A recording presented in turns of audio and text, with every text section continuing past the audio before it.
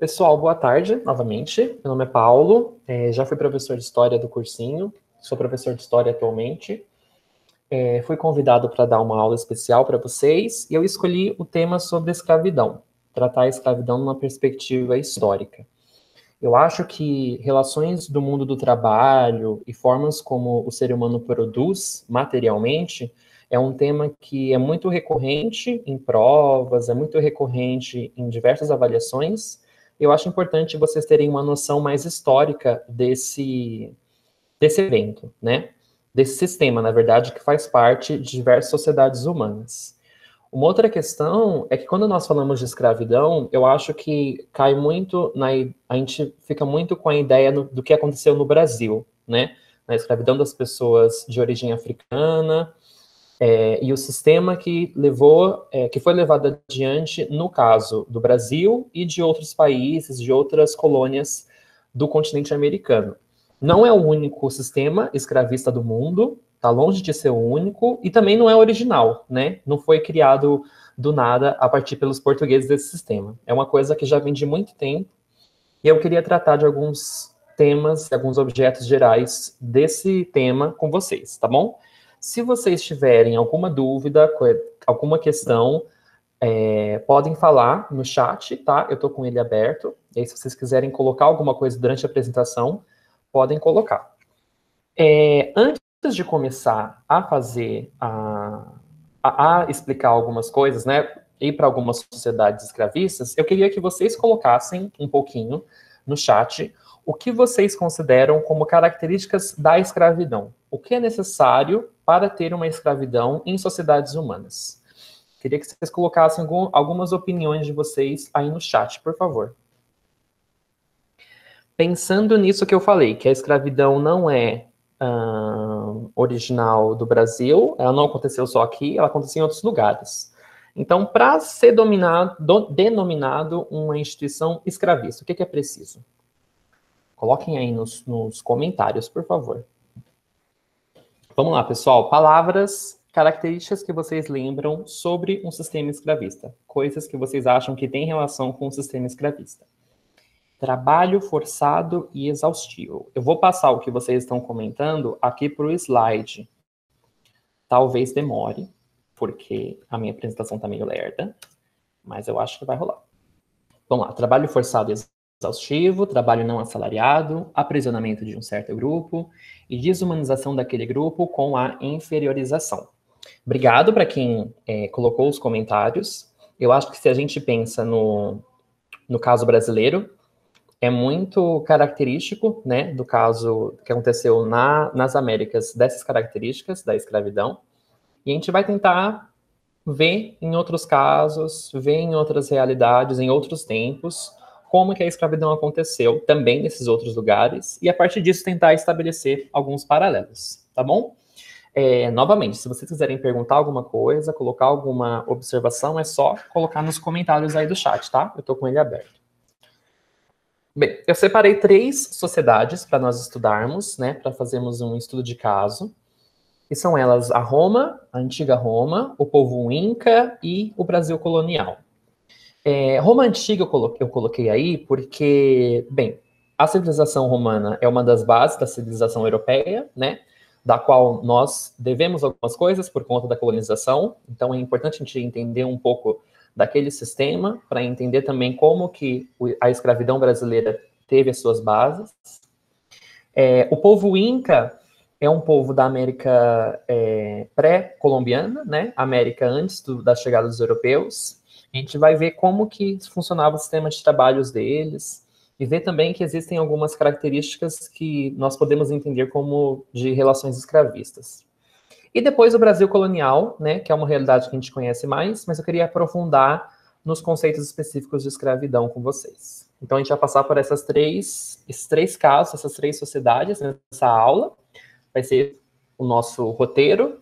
E depois disso a gente vai fazer umas relações e voltar para aquela pergunta inicial, né? O que caracteriza um sistema escravista? O que caracteriza a escravidão? Bem, vamos lá. Sobre Roma. Bem, Roma, vocês já devem ter estudado um pouquinho, ou no ensino médio, ou no cursinho.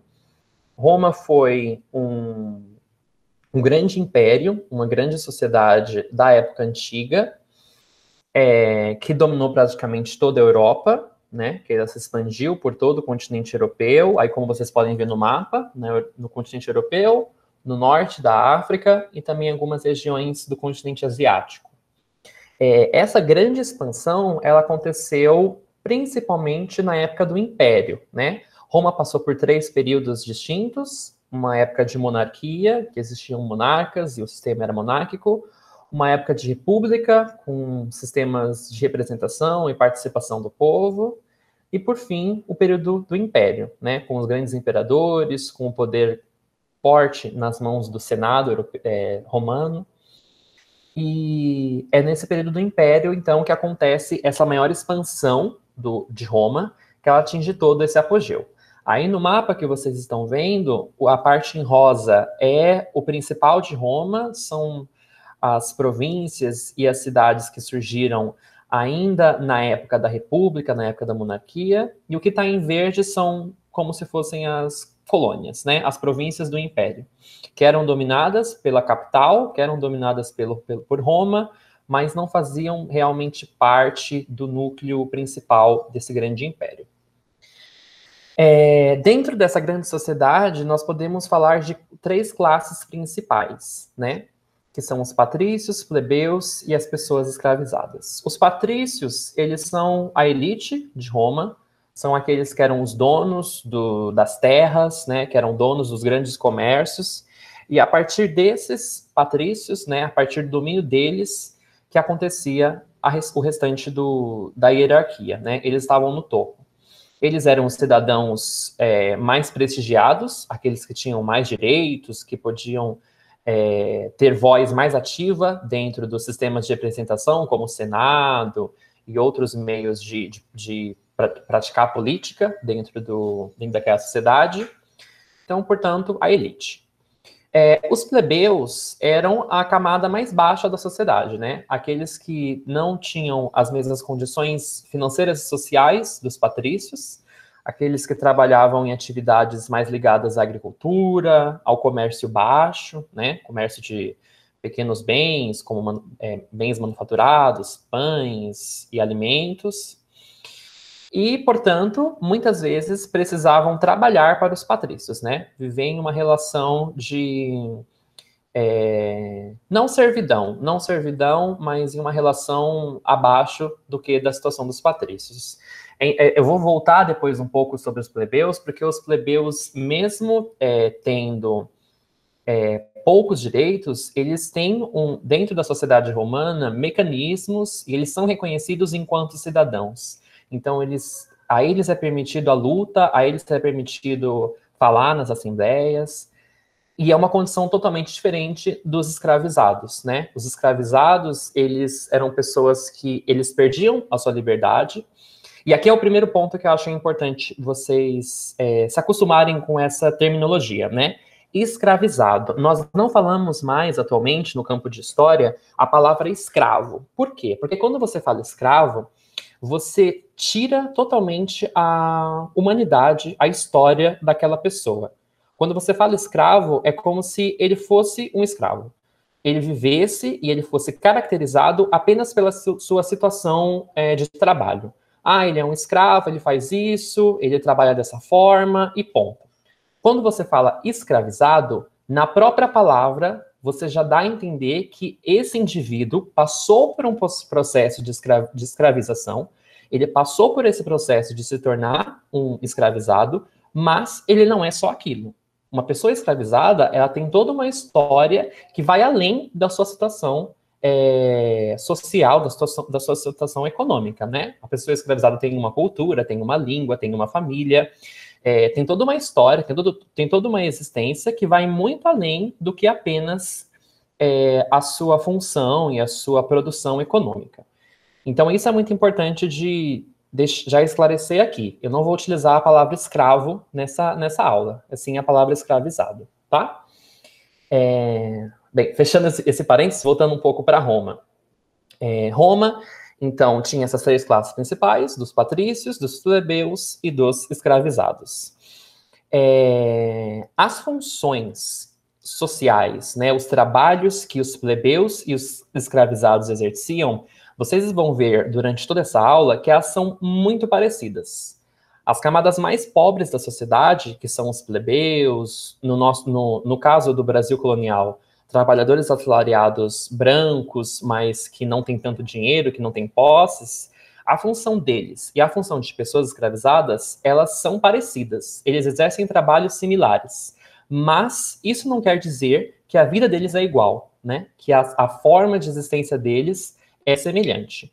O do escravizado, na grande maioria das vezes, é uma situação muito pior em termos sociais, em termos de bem-estar, do que da pessoa livre, no caso aqui de Roma, do plebeu. Mas, na questão de trabalhos, eles dois, os plebeus e os escravizados, eles são semelhantes, né? Eles trabalham mais ou menos nas mesmas funções. Sobre Roma ainda, eu acho que é importante também colocar um pouco da economia desse império, né? Roma, ela se baseia muito fortemente na economia agrária, então nos trabalhos nos campos, fazendo agricultura, de trigo, de cevada, de arroz. E esses produtos, eles são comercializados por todo o império. Por onde que eles são comercializados? Pelo mar Mediterrâneo, que é praticamente onde todas as províncias do império têm uma região que é costeira, que tem o seu litoral na região do Mediterrâneo, né? É por esse grande mar comum, que é só dos romanos, né? Na época do Império, parece que tudo que está ao redor do mar Mediterrâneo é dos romanos, e é por esse mar que eles fazem essas trocas, que eles fazem esse comércio.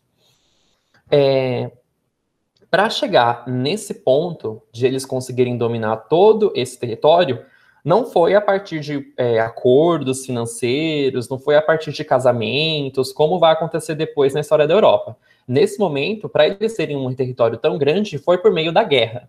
Uma guerra permanente, que é no caso do Império. Durante o Império Romano, a sociedade funciona, a economia gira também com a guerra. Faz parte das finanças do Estado, faz parte da vida econômica das pessoas e dos patrícios se envolver na guerra, lucrar e receber dividendos, receber riquezas com as campanhas de guerra, tá? Então, são os 3 pilares da economia romana. A produção agrária, né, nos campos, a produção mercantil e a produção de guerra. Esses pontinhos pretos que tem aí, bolinhas pretas que tem por todo o Império Romano, são cidades, né? Então, já nessa época se tem esse costume do comércio ficar muito concentrado nas cidades, e a partir das cidades fazerem caravanas, serem enviadas barcos com os produtos de comércio, e em volta das cidades, muito próximas às cidades, o campo com as grandes produções, grandes plantações, por onde eram produzidos aquilo que eles iam comercializar, né, os bens agrícolas. Bem, então isso é um pouquinho, um contexto geral sobre Roma. Agora eu vou me ater principalmente à questão dos escravizados. Bem, primeiro, esses escravizados durante o período republicano e a monarquia, né, principalmente durante esses 2 primeiros períodos, que vai do ano de 653 a.C. até 27 a.C., portanto, quase mais da metade da história de Roma, o principal desses escravizados era por meio das dívidas. Então, os camponeses, os plebeus, né, muito pobres, que não tinham uma condição financeira boa para se manter, eles acabavam contraindo dívidas com os patrícios, contraindo dívidas com pessoas que tinham um pouco mais de dinheiro do que eles, não conseguiam pagar essas dívidas por N motivos, né, pela carestia dos produtos, por uma fome, por uma baixa na produção agrícola, ou por um mau tempo no negócio mesmo, e aí acabavam se tornando escravizados, né, escravizados de outras pessoas. Essa escravidão por dívidas, inicialmente, se entendia que era uma coisa temporária, né? Eles estavam ali com uma dívida para uma pessoa mais rica, mas aí eles poderiam pagar essa dívida e conseguir se libertar. Só que nem sempre era tão fácil assim, né? Porque a partir do momento que a pessoa se torna escravizada, ela tem que entregar grande parte da sua produção para o seu senhor, para a pessoa que o tem como propriedade. E aí a sua capacidade de acumular riquezas, de ter dinheiro para conseguir comprar a sua liberdade novamente, ela cai muito, né? É muito difícil para a pessoa, depois que ela se tornou escravizada, conseguir a sua liberdade novamente. Por quê? Por conta da exploração da outra pessoa, né, do seu senhor, sobre o trabalho dessa pessoa que foi escravizada. Então, durante grande parte da história de Roma, são as dívidas que atormentam, que rondam os plebeus e tornam a sua existência sempre ameaçada pela escravidão, né? Se qualquer coisa ir ruim nas finanças, como eles não têm uma boa uma poupança, né? Como eles não têm um acúmulo de riquezas que consiga manter eles por muito tempo, a possibilidade de ser escravizado é sempre muito grande.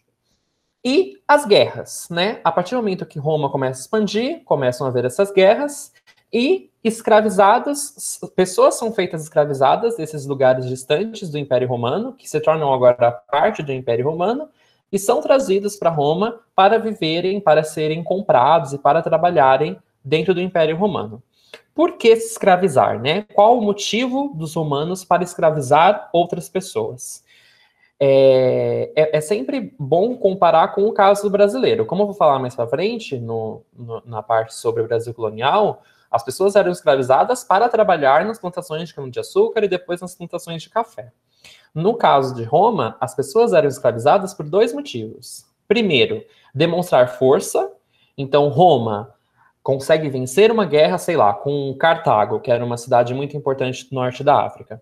Venceu uma guerra contra Cartago e, para garantir a sua supremacia, para garantir que Roma é mais forte do que Cartago, eles aprisionam uma parte da população, geralmente uma parte guerreira, né? Os guerreiros são escravizados, e levam para Roma, como se fosse uma humilhação para o povo de Cartago e para lembrá-los de que Roma é mais forte do que Cartago.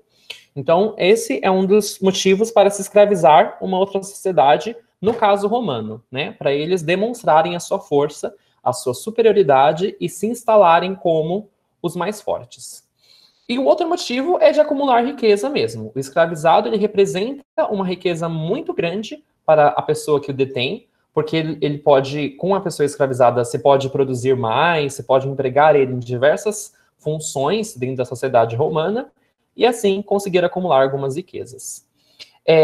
Portanto, o escravizado, no caso de Roma, ele pode ser duas origens. Ele pode ser um plebeu romano, que vem por meio das dívidas, ou ele pode ser um estrangeiro que foi aprisionado no decorrer das guerras, no decorrer dos conflitos militares. Portanto, a origem do escravizado, no caso de Roma, não é única. Não é por conta da cor de pele, não é por conta da sua raça, né? Nessa época se acreditava nessa ideia da raça. Não é por conta nenhuma explicação religiosa. É por conta ou das dívidas ou da guerra. Sua nação foi subjugada e você veio como um prisioneiro de guerra, como escravizado. Essas são as origens. Aonde que eles trabalham, né? Os escravizados, eles podem trabalhar tanto na área do campo, quanto na área da cidade. Na época do Império, que é quando a população escravizada foi a maior, né? Quando teve uma maior população escravizada dentro do Império Romano, cerca de 1/5 da população nas cidades era escravizada e cerca de 1/4 da população no campo era escravizada. Então era muita gente que estava com nessa situação de escravidão, né? E eles exerciam diversas funções nessa sociedade romana, sociedade escravista. Eles poderiam trabalhar no campo, né? Arando, plantando, colhendo, mas poderiam trabalhar na cidade também, exercendo diversas funções, não só funções assim de mais braçais, né? Como transporte de cargas, limpeza, trabalhando como serventes dentro das casas das pessoas mais ricas, mas também eles poderiam trabalhar em profissões mais privilegiadas, digamos assim. Médicos, administradores públicos, existiam escravos que eles assumiam funções públicas dentro da sociedade romana. Por que tudo isso? Porque as habilidades que a pessoa escravizada tinha antes de se tornar uma pessoa escravizada, elas eram levadas em consideração pelos seus senhores para eles poderem lucrar mais com o trabalho do escravizado. Então, uma pessoa que ela vai trabalhar na cidade de Roma, carregando sacos de trigo de um lado para o outro da cidade, ela vai ser muito menos lucrativa do que uma pessoa que pode exercer uma função de médico, por exemplo, que pode exercer uma função de administrador público, que tem conhecimento matemático e consegue fazer contas. Então, é muito mais rentável para o senhor, para o dono desse escravizado, permitir que ele exerça uma função que seja valorizada, do que simplesmente colocar ele como uma pessoa que vai fazer só serviços braçais e que pode não render muito mais lucro para o seu senhor. Então, a condição, as habilidades, as competências que a pessoa escravizada tinha antes de se tornar escravizado são levadas em consideração no sistema escravista romano, tá? Essa é uma diferença no caso brasileiro, que depois a gente vai discutir isso. Uma outra coisa interessante dessa escravidão romana é que as pessoas que eram escravizadas, elas tinham o direito de acumular pecúlio. Pecúlio são riquezas. Então, a pessoa escravizada trabalhava, né, tinha que dar uma parte considerável do seu trabalho para o seu senhor, mas podia também acumular um pouco dessa riqueza. Era permitido, era um direito do escravizado fazer esse acúmulo. E aí, a gente tem que pontuar que isso significa que a condição financeira da pessoa escravizada, no caso de Roma, é diferente da condição social. Existiam, por exemplo, pessoas escravizadas que tinham uma condição financeira melhor do que as pessoas, do que os plebeus. Tinham casos, inclusive, principalmente dos escravizados que trabalhavam dentro da administração pública de Roma, que eles eram mais ricos do que os seus senhores, que eles tinham mais riqueza do que os seus senhores. Mas a condição social deles era inferior do que a de seus senhores.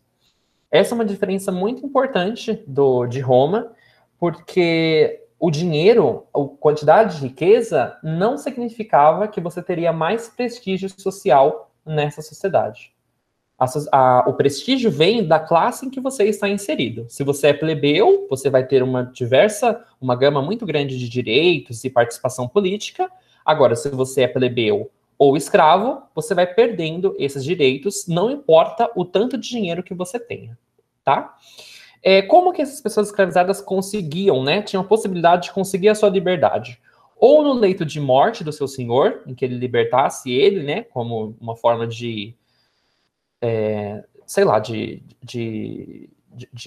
benevolência, né, com o seu escravizado, já que está no leito de morte, ou pelo testamento, né, deixar por escrito de que o escravizado seria libertado após sua morte. Se ele não deixasse por escrito essa liberdade, o escravizado seria passado ou para os seus filhos, para os filhos do senhor, ou seria uma propriedade do Estado, né? Essa é uma outra característica importante da sociedade romana. Os escravizados poderiam ser propriedade do Estado de Roma e trabalhar para o Estado, exercer funções públicas e contribuir para o desenvolvimento estatal. No caso brasileiro, existiam poucos escravos que eram assim, que eram escravizados públicos, mas na maioria das vezes eram quando o senhor não tinha herdeiros, e aí não tinha para quem passar essa propriedade, ou quando o senhor cometia um crime muito grave, ele perdia todas as suas posses, e perdia, inclusive, as pessoas escravizadas. Mas eram exceções. No caso de Roma, era comum o Estado ter muitas pessoas escravizadas trabalhando para o seu desenvolvimento. E também existia a possibilidade da pessoa escravizada comprar a sua liberdade, né, a partir das suas riquezas. Mas, para ele comprar a sua liberdade, o senhor tinha que aceitar. O senhor tinha que ratificar essa compra, ratificar que ele realmente estava aceitando essa quantia de dinheiro para a pessoa escravizada conseguir a sua liberdade. E nesse ponto é importante pontuar que a pessoa escravizada, a partir do momento que ela consegue a sua liberdade, ela permanece com o sobrenome, permanece pertencendo à casa do seu senhor. Então, um senador muito importante de Roma, que libertasse o seu escravo, o seu escravizado, em um determinado ponto da sua vida, esse escravizado faria parte da casa do seu senhor. É como se ele fizesse parte da sua família. E aí essa pessoa ser liberta, né, gera toda uma questão. O que ele vai fazer com essa liberdade? Qual que vai ser a sua ação? Como que vai ser a sua vida? Será que isso vai se refletir na minha moral, de como a minha família vai ser vista no resto da sociedade? Então a liberdade gerava uma grande questão, né, para essa pessoa escravizada e para a família do seu senhor. Mas geralmente quando a pessoa escravizada tinha dinheiro suficiente para comprar a sua liberdade, ela já tinha um certo prestígio, né, na sociedade ali em que ela vivia, portanto, não era um grande problema, assim, ela ser liberta. Quando a pessoa escravizada é liberta, ela não assume um papel de cidadão como qualquer outro. A pessoa que foi escravizada, ela sempre vai ter uma categoria social inferior do que a pessoa que sempre nasceu livre. Ela nunca terá os mesmos direitos de um plebeu, por exemplo. Sempre vai ter essa característica, né? Essa mácula dentro da pessoa que foi escravizada. Agora, os seus filhos não. Por exemplo, uma pessoa que foi escravizada e depois de ser liberta teve filhos, os filhos serão cidadãos romanos integrais, com todos os direitos preservados. No caso da sociedade romana, como eu falei, pulei. Os plebeus e os escravizados, eles tinham um papel social muito parecido, né? Eles trabalhavam e as funções que eles exerciam eram muito parecidas. E os plebeus, eles sempre tinham a ameaça, sempre pareciam que eles poderiam ser escravizados a qualquer momento, caso não conseguissem pagar alguma dívida. Essa foi uma grande questão na história de Roma, e uma questão, inclusive, que justificou muitas revoltas, muitas movimentações dos camponeses para conseguir uma situação política, uma situação social melhor, né? Que eles não ficassem a todo momento atormentados e não fossem ameaçados com essa possibilidade de serem escravizados. Eu coloquei aqui 3 momentos principais de movimentos de plebeus, que eles tentaram melhorar um pouco a sua situação. O primeiro foi o Tribunos da Plebe, em 493 a.C., em que os plebeus eles sentiam que eles não tinham muita participação política dentro do Império. Dentro do Império não, né? Nessa época ainda é República. Eles não tinham muita participação política dentro da República Romana, e aí eles fizeram essa movimentação para conseguir uma instância de representação junto à sociedade romana. E aí foi instituído esse Tribunos da Plebe, que é uma forma dos plebeus eles contribuírem politicamente, poderem participar da vida política de maneira mais efetiva, o que não acontecia antes. Alguns anos depois, em 451, é aprovado a Lei das 12 Tábuas, que também beneficia os plebeus, no sentido em que eles podem, a partir dessas 12 tábuas, ter um julgamento mais justo, caso eles fossem escravizados, teriam que ter provas de que eles não pagaram as suas dívidas, teriam que ter um julgamento para fazer todo esse trâmite, e aí fica um pouco mais difícil de acontecer a escravização por dívidas. E, alguns anos mais tarde, em 367 a.C., é aprovada a Lei Lectinia Sextia, também por pressão dos plebeus, e essa lei aboliu com a escravidão por dívidas. A partir de 367 a.C., uns 250 anos antes do fim da República, né, plebeus não poderiam mais ser escravizados. A partir desse momento, todos os escravizados seriam os estrangeiros, os escravizados por guerra. Por que eu falei desses movimentos, né? Com as movimentações dos plebeus, eles poderiam lutar por direitos políticos e conseguir ter a sua voz ouvida, conseguir reformar o sistema de Roma, né, a sociedade romana, para ter uma vida melhor, para conseguir se desenvolver de maneira mais justa dentro do Império Romano. Não é o caso das pessoas escravizadas. Olha, ato falho, eu coloquei movimento de escravos, escravizados. No caso das pessoas escravizadas, elas não tinham direitos políticos, elas não poderiam participar ali da vida política, não poderiam fazer parte de tribunos, não poderiam votar por leis. E tudo que elas poderiam fazer eram duas formas, né? Ou elas faziam greves, tentavam fazer uma movimentação para os senhores darem condições mais justas a elas viverem, né? Fazer reformas nesse sistema, mas na grande maioria das vezes essas greves, essas movimentações não eram ouvidas, ou elas fugiam de Roma. As maiores revoltas de escravos, de pessoas escravizadas, não eram para derrubar com a escravidão em Roma, ou para destruir os seus senhores, nada disso. As maiores revoltas foram para fugir do Império Romano e conseguir a sua liberdade em outro lugar. É o caso, por exemplo, de Spartacus. Spartacus é um filme, teve série também, ficou bem famoso um tempo atrás. E o Spartacus, inclusive, era um tipo de escravizado que era utilizado para fazer torneios, né? Ele lutava contra outras pessoas, e isso era um grande evento em Roma. Inclusive, era no Coliseu que esses eventos aconteciam.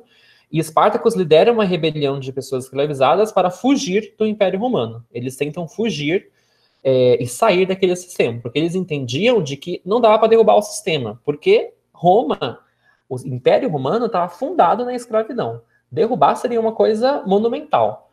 O que eles tentavam fazer era fugir desse sistema romano, desse sistema escravista. Então, toda a história do Império Romano, conforme ele vai se expandindo, vai tendo um maior número de pessoas escravizadas. Conforme vai acumulando essa população de pessoas escravizadas, maiores são essas rebeliões, essas fugas, essas tentativas de fugir daquela situação, que era uma situação inferior, né? Bem, escravidão de Roma é isso. Aí eu separei aqui no canto direito algumas características básicas desse sistema. Então, em Roma, a pessoa escravizada ela era considerada uma propriedade, né? Propriedade de alguém exercia uma violência e se colocava como senhor dessa pessoa. Ela podia exercer diversas funções de grande prestígio dentro daquela sociedade, ou funções mais ligadas ao mundo do trabalho, como agricultura e pequeno comércio. Ela podia vir de diversos lugares, então não existia um tipo característico de escravizado romano. Na verdade, o escravizado romano, quando chega na época do Império, vinha sempre de fora, era sempre o estrangeiro, mas não necessariamente, sei lá, da Ásia, de outras regiões da Europa, ou só do norte da África. Ele vinha de diversos lugares a partir da guerra. O escravizado em Roma tinha a possibilidade de acumular riquezas, que é uma característica que diferencia essa escravidão da que nós conhecemos, e ele tinha sua cidadania sempre limitada. Ele nunca era considerado um cidadão pleno, mesmo quando conseguisse a sua liberdade, tá? Bem, sobre a escravidão de Roma é isso. Se vocês tiverem alguma dúvida, é só colocar aí no chat, tá bom? Enquanto isso, eu vou passando um pouco para os Incas. Nossa, já é 3h40. É que a escravidão em Roma ela é um pouco mais complicada, mas acho que nas outras a gente vai um pouco mais rápido. Bem, sobre os Incas, né? É um tempo diferente do que aquele que nós vimos no caso de Roma. No caso de Roma, é na época antiga. Se a gente for comparar com a Europa, os Incas é mais na época da Idade Média, né? Só que a gente tem que pensar que não tem nada a ver com a Europa, os Incas. Na América pré-colombiana, não tinha nenhum contato com os europeus. Então a gente não pode achar que as características da Idade Média estão aqui na sociedade Inca. Nada disso. É uma sociedade totalmente diferente. Bem, o Império Inca existiu entre os séculos XI e o século XVI, né? Ele começou a se organizar no século XI, e na época que os europeus chegaram no continente americano, no século XVI, ele estava no seu apogeu. Ele foi chamado pela população inca de Império do Tahuantinsuyo, que significa Império das Quatro Direções, porque ele dominava uma boa parte do continente americano, né? Ele ia lá do norte da América do Sul até quase o final da América do Sul, né? Ele ocupava toda a região dos Andes, da Cordilheira dos Andes, vindo para a região do litoral, né? Do litoral oeste do continente americano. Então, tinham as terras baixas e as terras altas da Cordilheira dos Andes. Acho que essa parte em vermelho, né, a terra do oeste, é a parte que é da Cordilheira dos Andes. São 4.000 quilômetros de extensão que esse império atingiu no seu apogeu, com milhões e milhões de habitantes servindo a capital do império, que era Cusco. O centro do império, então, era Cusco. Quem dominava Cusco era o imperador, chamado Sapa Inca, e o seu clã, o seu povo, ele conseguiu dominar toda essa região por meio da guerra, também. Por meio de lutas militares, de campanhas militares, para subordinar as outras regiões, outras etnias e outros povos da América do Sul ao seu governo central em Cusco. A comunicação entre essas diversas partes do território, esses diversos lugares dessa América do Sul dominada pelos Incas, foi por meio de estradas. Estradas construídas nos Andes, nas cordilheiras, entre as montanhas, que inclusive existem até os dias de hoje, né? Por essas estradas que nós conseguimos chegar nas cidades antigas dos Incas, como Cusco. E também estradas nas terras baixas, né? Nas terras mais próximas do litoral. Então, eram estradas que conectavam todas essas partes do Império Inca. Os Incas, a sua base era a agricultura. Eles plantavam milho, plantavam batata, plantavam diversos produtos, e era essa a sua forma de sustento. E, diferente do que vimos em Roma e do que conhecemos também no Brasil, a forma de organização do povo Inca era uma forma muito mais menor. Enquanto em Roma e, no caso brasileiro, a produção era feita em larga escala, com grandes pedaços de terra, grandes plantações, no caso dos Incas, eles faziam uma produção mais familiar. A gente conhece o nome chamado tribo, né? Quando a gente fala tribo, a gente vem à cabeça aquela comunidade menor, com um número restrito de pessoas, algumas famílias trabalhando em um lugar mais restrito. Não se utiliza ultimamente a palavra tribo, porque é uma palavra que carrega uma conotação muito negativa, né? Como se fosse uma coisa atrasada. Mas, para vocês terem uma ideia mais ou menos de como era a produção pelos Incas. Eram nessas unidades mais pequenas de produção. E no caso dos Incas, era chamado de Ailu. Eu coloquei aí no slide. A-Y-I-L-L-U. A Ailu. O Ailu era a unidade básica de produção. Era como as populações incas se organizavam. E esse Ailu era sempre comandado por um curaca, né? Como se fosse o chefe desse Ailu. E a função desse Ailu era produzir tudo o que aquele pequeno grupo de pessoas precisava para sobreviver. Então, eles plantavam, eles faziam comércio, eles cuidavam da sua alimentação, e a partir desse Ailu que a sociedade se organizava. O Ailu, a partir do momento que ele era comandado pelo Inca, né, que ele fazia parte do Império Inca, ele tinha que pagar um tributo para os Incas, pagar um tributo para o Sapa Inca, que era o imperador, que era o chefe desse Império Inca. Esse imposto, né, esse tributo, ele vinha de duas formas. O primeiro imposto era pago como alimentos mesmo, então, tipo, eles produziam tanto de trigo de trigo não, eles não produziam. Tanto de milho por ano. Uma parte considerável desse milho tinha que ser transportado pelas estradas reais até a capital, até Cusco, como uma forma de manter essa relação com o Império, né? Eles faziam parte do Império, estavam em uma situação subordinada ao Sapa Inca, subordinada à capital, então eles tinham que pagar o seu imposto. Esse imposto era por meio de produtos agrícolas, como milho, uma parte da produção, e também por meio do trabalho. E é nessa parte que eu queria focar com vocês, que é a parte da mita. Mita é o trabalho obrigatório que as pessoas que faziam parte do Ailu, elas tinham que fazer, elas tinham que produzir para que se continuasse esse sistema de subordinação. Então, as pessoas que eram comandadas pelo Sapa Inca, que viviam no Império Inca, elas tinham que pagar o seu imposto por meio da produção e pagar o seu imposto por meio de trabalho também. Esse trabalho geralmente eram para construir essas estradas, construir monumentos, participar de guerras também, né? Esse trabalho, ele era um trabalho que o imperador achava necessário para que o império sobrevivesse, para que o império se mantesse, que precisasse ser feito. E seria feito por quem? Pelas pessoas do próprio império, né? Que eram comandadas, que eram organizadas pelos curacas para prestar essa mita. Esses trabalhos, eles aconteciam sazonalmente, então, em uma determinada época do ano, as pessoas dentro do Ailu sabiam que elas teriam que sair das suas casas, sair do seu território, da sua aldeia, para ir em direção aonde quer que o Sapa Inca dissesse que elas tinham que ir, para exercer um trabalho, para produzir de alguma forma para o Sapa Inca e prestar esse serviço da mita. Então, a mita são os trabalhos obrigatórios que as pessoas dentro do Império Inca faziam para o chefe do Estado, para o Sapa Inca. Nós não podemos dizer que esse é um tipo de escravidão, porque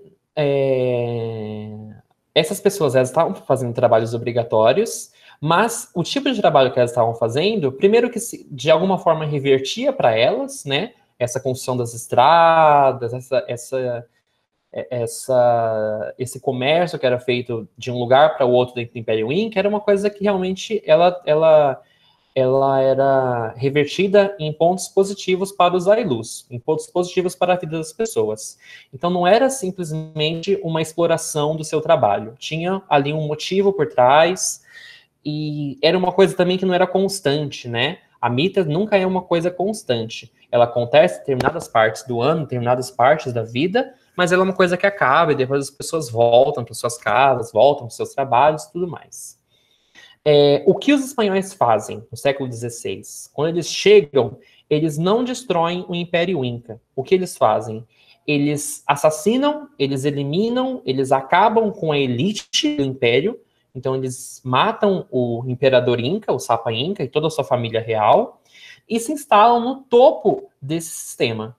Então, quando os espanhóis chegam no século XVI, é como se eles mantivessem toda a estrutura dos Incas, todas as estradas, essas relações de subjugação de um povo pelo outro, e só se instalam no topo desse sistema que já existia.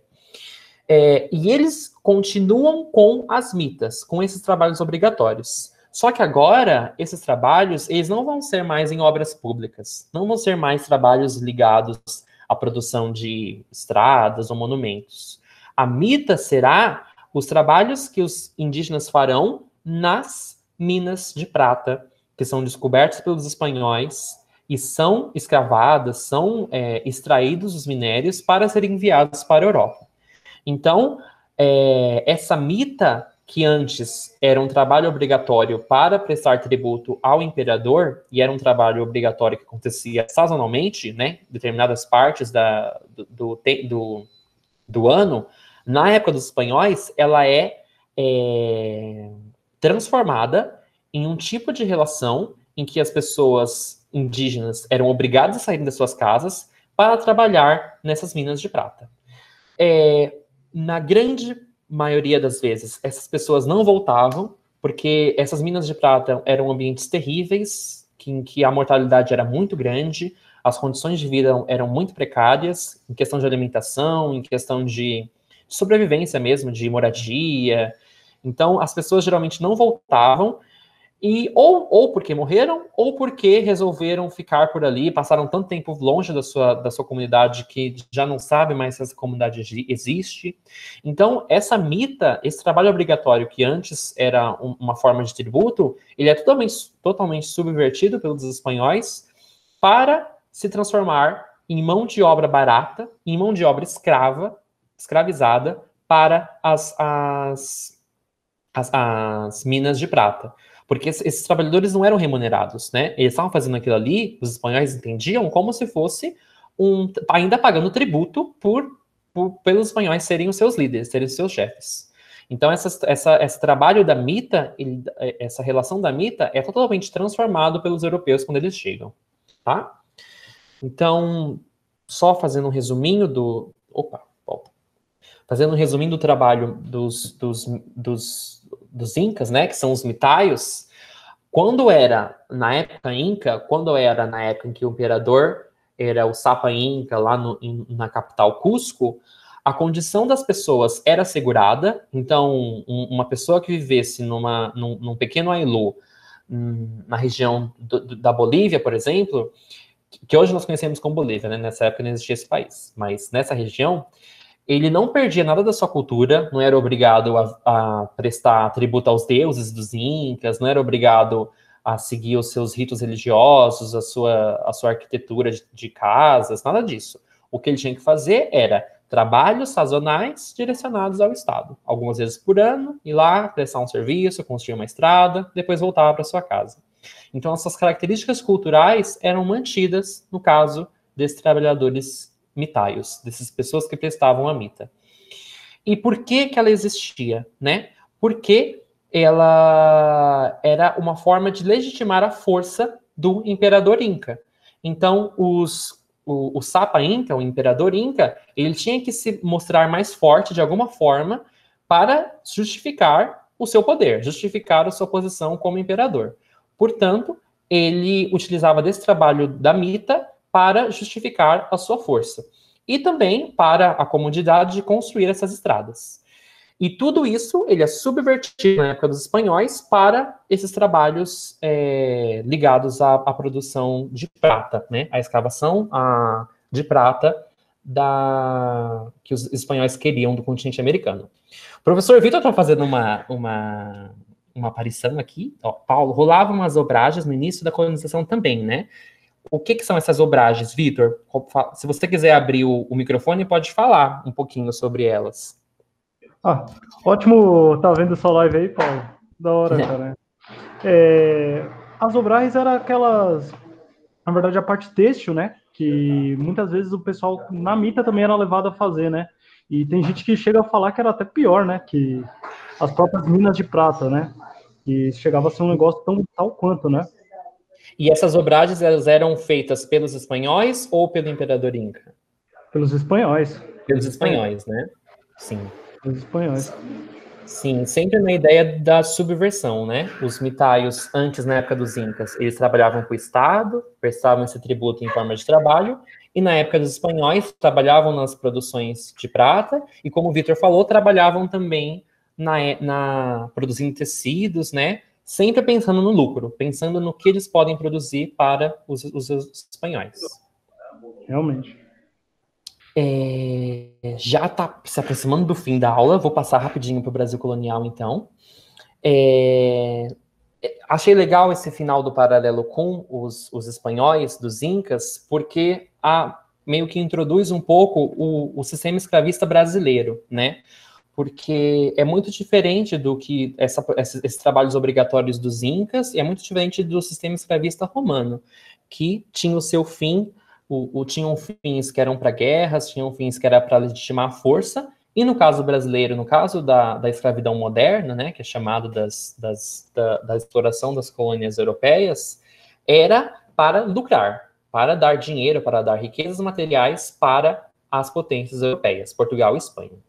Bem, vamos no caso do Brasil colonial. Fiz aqui um pequeno resuminho, mas acho que já é o que vocês já conhecem, né? O período do Brasil colonial é entre 1500 e 1822, com a independência do Brasil. Importante falar que a partir de 1822, a escravidão brasileira, ela muda de característica, porque começa a rolar as pressões internacionais para acabar a escravidão. Em 1850 acaba o tráfico, né? Não chegam novos escravizados no país.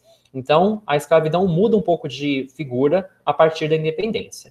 Até lá, é mais ou menos uma constante. Brasil colonial, a economia é agrária, extrativista, né? Os europeus colonizaram essa região para produzir riquezas, produzir bens materiais para serem enviados à Europa. Primeiro o açúcar, depois o ouro, quando é descoberto nas Minas Gerais, e depois o café. Sempre uma relação colônia-metrópole. Tudo que é produzido na colônia é produzido para ser enviado para a metrópole. Tem algumas exceções, né? Alguns produtos são produzidos na colônia, produtos alimentícios que acontecem como se fosse um comércio interno, não vão para a metrópole, mas, via de regra, o principal se produz na colônia para ser enviado para a metrópole. E a concentração dessa produção é na região litorânea, como vocês podem ver aí no mapinha, né? Esses traços mais fortes são as capitanias, são as regiões mais povoadas, e elas estão concentradas no litoral, no nordeste e no sudeste do território. Quem trabalha, né, nas fazendas de açúcar, nas minas de ouro e depois nas fazendas de café, de onde vêm esses trabalhadores, né? São 3 modalidades de trabalho. Tem os trabalhadores brancos, indígenas e os africanos. Os trabalhadores brancos, eles começam sendo a base, né? Em 1500, 1530, ainda não chegaram pessoas escravizadas, então quem está colonizando o país, povoando o território e produzindo são os trabalhadores brancos em regime livre, né? Nenhum branco era escravizado dentro do Brasil colonial. Eles trabalhavam de forma livre, com um regime assalariado, recebiam por aquilo que produziam, e na sua grande maioria eram pequenos lavradores, pequenas famílias, algumas vezes se colocavam a trabalho de grandes senhores de plantação, mas sempre no regime livre, recebendo pelo aquilo que produziam. Tinham os indígenas, que inicialmente também foram utilizados como mão de obra para trabalho, mas esses indígenas, eles eram organizados, eles eram gerenciados pelas ordens religiosas, né, da Igreja Católica. E essas ordens religiosas, elas entendiam que os trabalhadores indígenas, eles não poderiam ser escravizados por serem indígenas. O indígena tem uma alma, o indígena tem uma condição diferente da pessoa negra, e ele não pode ser escravizado. Então, os indígenas, a não ser em momentos muito específicos, eles não passaram pelo processo de escravização. Eles trabalharam, foram gerenciados pelas ordens religiosas, e nelas que eles trabalharam, tá? E a outra modalidade de trabalho, que é o que a gente vai trabalhar hoje, né, continuar trabalhando, são as pessoas negras que vieram para o Brasil colonial de forma escravizada, né? Eles foram comprados, eles foram gerenciados pelos donos das plantações para serem escravizados e para trabalharem no Brasil colonial nessa produção principalmente extrativista. Não, depois eu falo sobre isso. E como que eles chegaram aqui, né? Se em Roma os escravizados eles vinham a partir da guerra, e no caso dos incas era por meio de tributos, né? As mitas eram tributos para o imperador e depois para os espanhóis, é muito diferente no caso do Brasil colonial, porque a forma como eles vinham era com o fim específico deles serem escravizados. Eles eram trazidos por meio do tráfico negreiro, eles eram tirados, né, por meio de formas violentas do continente africano para serem escravizados. E era um negócio, né? Foi transformado em um negócio esse tráfico negreiro, em que eles eram retirados do continente africano, tinha todo o processo das guerras que eram feitas lá entre as tribos, entre as comunidades, para as pessoas serem escravizadas, serem aprisionadas, virem pelos barcos, pelos navios, em condições terríveis, que várias pessoas morriam nessas navegações, chegavam no território da América Portuguesa e aqui passavam por toda uma triagem de comércio até chegar no destino final, que eram as fazendas, que era um lugar onde eles iriam trabalhar. Então, era muito lucrativo todo esse processo. Eles vinham com o objetivo de serem escravizados, e esse transporte, esse comércio, essa venda dessas pessoas, elas eram também todas atreladas ao signo do lucro, né? O lucro era o principal nessas relações. Uma coisa importante também de falar é que no caso brasileiro, assim como em Roma, eram sociedades escravistas. Por quê? A escravidão é a base da sociedade, a forma principal de trabalho. Não é o caso dos incas, por exemplo, né? Dos incas e depois do trabalho nas minas de prata. A escravidão não é a base, é a partir dela que são construídas as relações, né? Os trabalhos obrigatórios para os incas, eles existem, mas a sociedade não funciona a partir disso. Tem outros mecanismos, outras modalidades de trabalho. No caso do Brasil colonial e de Roma, não. A base da produção, a base do trabalho é a mão de obra escrava.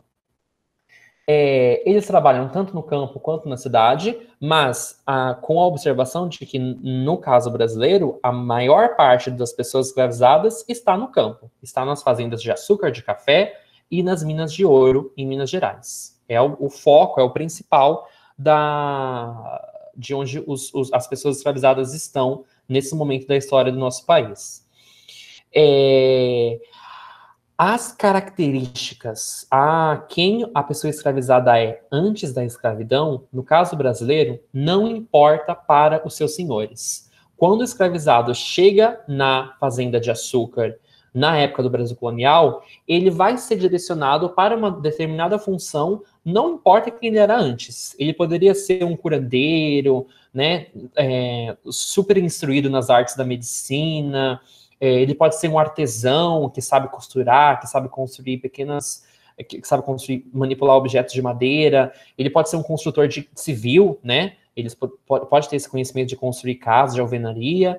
Para os senhores de escravizados, no caso brasileiro, no caso do Brasil colonial, tudo isso não importa.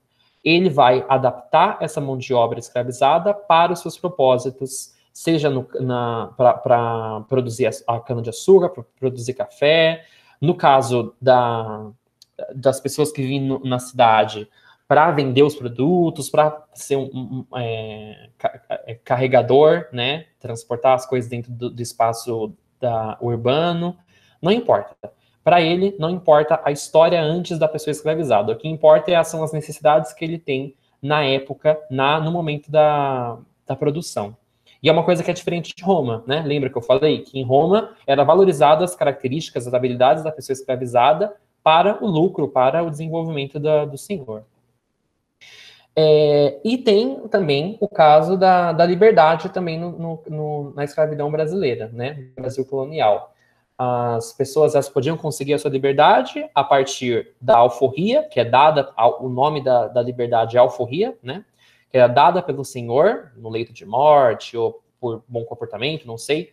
Tem vários motivos porque os senhores davam essa liberdade, ou comprada pela pessoa escravizada. Só que, no caso brasileiro, a pessoa escravizada não tinha direito a acumular riquezas. Não era um direito adquirido. Principalmente no campo, nas plantações. Eles não podiam ficar acumulando riqueza, porque tudo que eles produziam era para o seu senhor.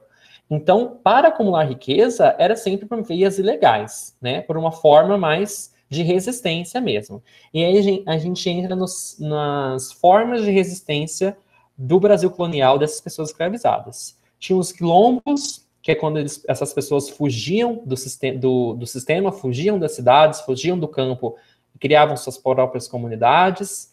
Sabotagem, né, para tentar impedir que a produção aconteça, tentar levar o seu senhor à falência e assim conseguirem sair daquela situação. O roubo, que é a forma de acumular riquezas, acumular dinheiro, acumular capital para conseguir comprar a sua liberdade, ou atividades culturais também, né? Porque, como eu falei, a pessoa que é escravizada na época do Brasil colonial, ela é o senhor tenta moldar todo esse indivíduo para que ele exerça a sua função. Então, todos os elementos culturais, como língua, alimentação, moradia, tudo isso o senhor tenta transformar completamente para que essa pessoa escravizada ela exerça a sua função dentro dessa nova sociedade brasileira. E a resistência do lado dos escravizados é não aceitar essa relação violenta, né? Continuar praticando a sua cultura por meio da dança, por meio da religião, por meio também das roupas, né, da vestimenta, de manter os seus trajes que eram utilizados ainda em África. Então tem toda essa forma de resistir ao sistema escravista característico do caso brasileiro. Então, resumindo um pouquinho, no caso do Brasil colonial, assim como no caso romano, a pessoa escravizada era vista como propriedade, como mão de obra que vai ser explorada pela pessoa que domina essa mão de obra, mas no caso brasileiro, a pessoa escravizada ela é de uma origem específica. Ela não vem de qualquer lugar por meio de guerra ou de qualquer continente, de qualquer território. Ela tem um perfil específico. Ela vem do continente africano, é apresada lá, é feito guerra para que essa pessoa seja capturada para o fim da escravização. Não tem nenhum outro motivo, né? Não é por conta... Depois os europeus tentam legitimar isso, né? É porque a gente quer ajudar eles, a gente quer trazer eles para a fé cristã, a gente quer fazer eles melhorarem de vida, mas na verdade tudo isso é retórica, né? É uma forma do discurso de tentar justificar o que na verdade era um fim financeiro, um fim de produção. As pessoas vêm do continente africano, são apresadas, são escravizadas para virem para as lavouras de café, de açúcar, para as minas de ouro, e no Brasil trabalharem e servirem de mão de obra explorada pelos europeus. E esses europeus, eles tentam controlar toda a vida dessa pessoa escravizada, tentam mudar a sua língua, mudar os seus costumes, e fazer toda uma transformação nessa pessoa para que ela se adeque, ela seja moldada para os fins da sua produção na produção açucareira, em onde ele vai trabalhar. E o foco é sempre no lucro. Se em Roma, nos Incas, o foco era legitimar a sua força, né? Mostrar que o Roma e o imperador Inca eram mais fortes e por isso podiam escravizar, no caso dos europeus, o foco é trazer lucro para os próprios europeus, para eles terem poder, eles terem dinheiro, eles terem riquezas lá em Portugal, e dessa forma, e como fazer isso? Por meio da escravização. Bem, antes de ir para o último slide, quer fazer um resumão, uns pontos gerais da escravização, da escravidão, eu queria voltar lá naquele primeiro slide que vocês falaram um pouquinho sobre o que vocês achavam sobre a escravidão, que foi no começo da aula, né? Vocês colocaram aqui o que caracteriza a escravidão, né? Vocês colocaram 4 tópicos principais, eles são muito vinculados ao tipo de trabalho da nossa escravidão, do modelo de escravidão brasileiro, né? Trabalho forçado, exaustivo, pensando sempre no campo, né? Pensando na pessoa que é super explorada pelo seu senhor.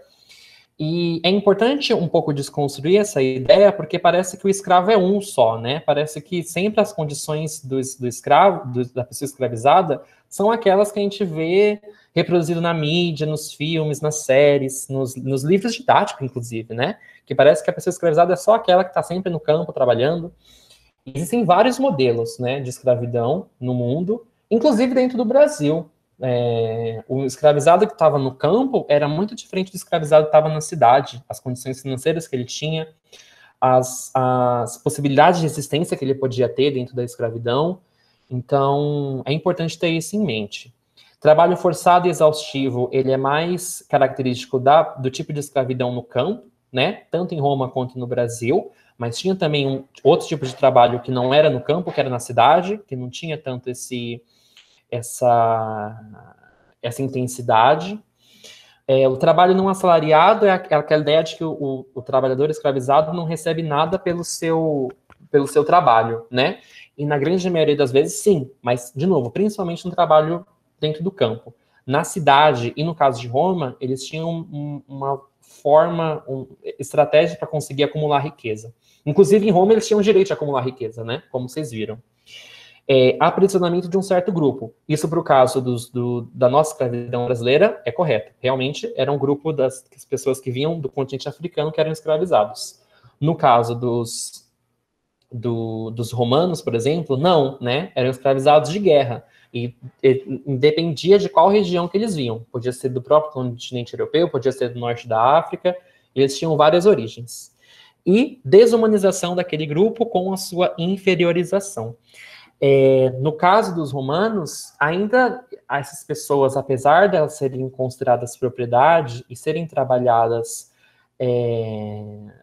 da sua mão de obra ser explorada pelos seus senhores, ainda as suas características, as suas peculiaridades individuais eram ressaltadas, né, para a exploração acontecer, inclusive por conta dessas individualidades. Eu queria voltar a esse slide para tentar construir um pouco com vocês que essa escravidão que a gente tem muito fixada na nossa cabeça é um modelo de escravidão muito recente, sabe? É um modelo de escravidão muito característico do caso brasileiro e do caso que aconteceram na América. Mas não é um único modelo, existem outros modelos. Sendo assim, o que pode caracterizar trabalho escravo, né? Realmente, o que faz a pessoa ser uma pessoa escravizada em diversas partes do mundo? Aí eu construí o último slide para falar um pouco sobre isso. Tem alguém falando nos comentários aqui? Espera que tá lerdo. o fator do racismo está mais relacionado ao caso brasileiro do que nos outros dois? Eu acredito que sim, né? Porque é considerar que, tipo, o racismo é o processo de inferiorizar um grupo de pessoas a partir de caracteres físicos, mas principalmente físicos, né? E no caso dos incas e no caso dos romanos, é mais a condição social mesmo. Essa pessoa que ela está escravizada não é por conta da pele dela, não é por conta da sua condição financeira, não, é por conta do processo que aconteceu, que a sociedade foi vencida, foi passada por um processo de ser subjugado por outro, e a partir disso vocês são prisioneiros de guerra, vocês são pessoas escravizadas. Mas não é por caracteres físicos, né? É por uma situação social.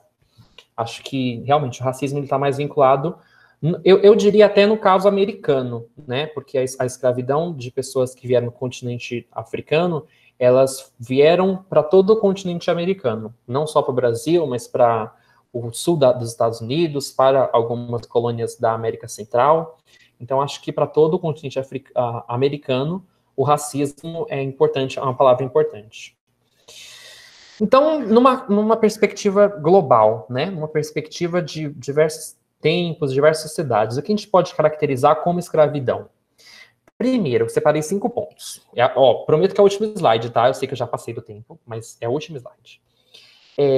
Falta de liberdade dos escravizados em comparação com o resto da população. Situação legitimada legalmente.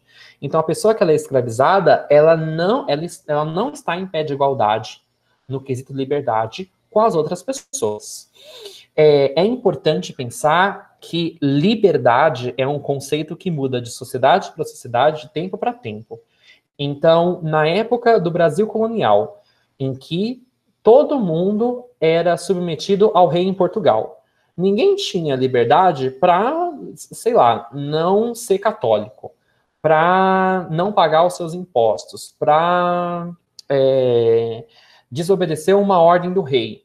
Não é esse tipo de liberdade que a gente está falando. No caso do Brasil colonial, a liberdade é poder prestar serviços aqui ou ali, dependendo de onde você quer, né? É morar não necessariamente numa casa, mas na outra. Então, a liberdade é muito relativa do tempo e da sociedade que nós estamos falando. Mas, se a gente pegar uma sociedade e analisar aquela sociedade, a pessoa escravizada, ela, em comparação com os seus contemporâneos, com as pessoas contemporâneas, ela vai ser aquela que tem menos liberdade. E uma situação sempre amparada legalmente. A escravidão não é ilegal, né? Em nenhuma das sociedades que a gente está analisando e que a gente tem registro. A escravidão é sempre legitimada pelos códigos e pelas leis daquela sociedade. Segundo ponto, a exploração da força de trabalho por um grupo de pessoas de melhor status social. Então, no caso, por exemplo, de Roma, são os patrícios, né? São eles os grandes senhores de pessoas escravizadas que têm poder social e também poder econômico para comprar pessoas escravizadas e fazerem elas trabalharem para eles. Mas status social nem sempre é igual a status econômico, né? No caso dos romanos, o escravizado poderia acumular riqueza, acumular dinheiro, e a partir disso se tornar mais rico do que muitos plebeus, do que grande parte dos plebeus, mas mesmo assim ter uma condição social inferior a deles, né? Então, o que garante que a pessoa seja escravizada não são as suas riquezas, mas é o seu status social. No caso brasileiro, o status social e o status de riqueza, status econômico, é igual, né? A pessoa que é escravizada é também aquela que tem o menor poder econômico, mas nem sempre é assim. O sistema escravista não é contestado, só reformado. Isso é uma característica muito importante também. Sempre que a gente vai analisar revoltas de pessoas escravizadas, crimes, conspirações, são para os escravizados ou fugirem daquela situação, ou, sei lá, assassinarem os seus senhores e saírem daquilo ali, mas nunca é para acabar a escravidão. A primeira vez que acontece esses movimentos para acabar o sistema escravista é no caso moderno, em que as pessoas escravizadas começam a se movimentar para acabar com a escravidão. No caso brasileiro, no caso da América do Norte, né, dos Estados Unidos, no caso da colônia do Haiti, na América Central, são exemplos são casos de que as pessoas escravizadas se uniram, se organizaram para acabar com o sistema escravista. Esse é um fator muito recente, muito novo na história da humanidade. Porque antes é sempre aquilo, a escravidão não pode ser questionada. Ela faz parte do Estado, faz parte da sociedade. Ou eu fujo, ou eu saio daqui e abandono essa sociedade que é escravista, que é a sociedade que está permitindo que eu seja escravizado, ou eu tento pequenas existências, né? Sei lá, roubar, assassinar o senhor, mas o sistema por si não é contestado. E uma outra coisa, um outro ponto, é que a violência permeia todas as relações. Então é sempre uma relação violenta das pessoas que são escravizadas com os seus escravizadores, com seus senhores. Por meio da violência, seja da violência social, da violência econômica, pode ser uma violência física, uma violência psicológica, né? Mas é sempre a violência que está pautando essas relações. No caso, por exemplo, dos Incas, eu tenho medo de ter parecido muito romantizado, né? A ideia de tipo, os Incas, eles tinham que só prestar pagar um imposto de trabalho, e aí tava tudo bem. Não, se eles não pagassem, o imperador Inca ia lá com seu exército, invadia o Ailu, invadia aquela comunidade, matava todo mundo, ou mesmo escravizava alguns deles, né? Então, é sempre a violência que está pautando essas relações. E o elemento econômico sempre está presente. Ele pode não ser o central, como, por exemplo, no caso dos Incas, né? Esse tributo que era pago por meio da mita, por meio do trabalho obrigatório, ele não era necessariamente o fator principal para o trabalho para o imperador Inca, né? Era mais uma questão de fidelidade, de conseguir legitimar a força do imperador. Mas era importante também esse trabalho para a construção das estradas, para o mantimento do comércio. Mesma coisa lá em Roma, né? Por mais que tivesse a legitimidade de Roma escravizar para se mostrar forte, ainda tinha a questão de que ela precisava de pessoas escravizadas para trabalhar no campo, para trabalhar nas cidades, e principalmente no caso americano, no caso do Brasil colonial, em que as pessoas eram escravizadas com os fins econômicos, com o objetivo de trazer lucro para a população.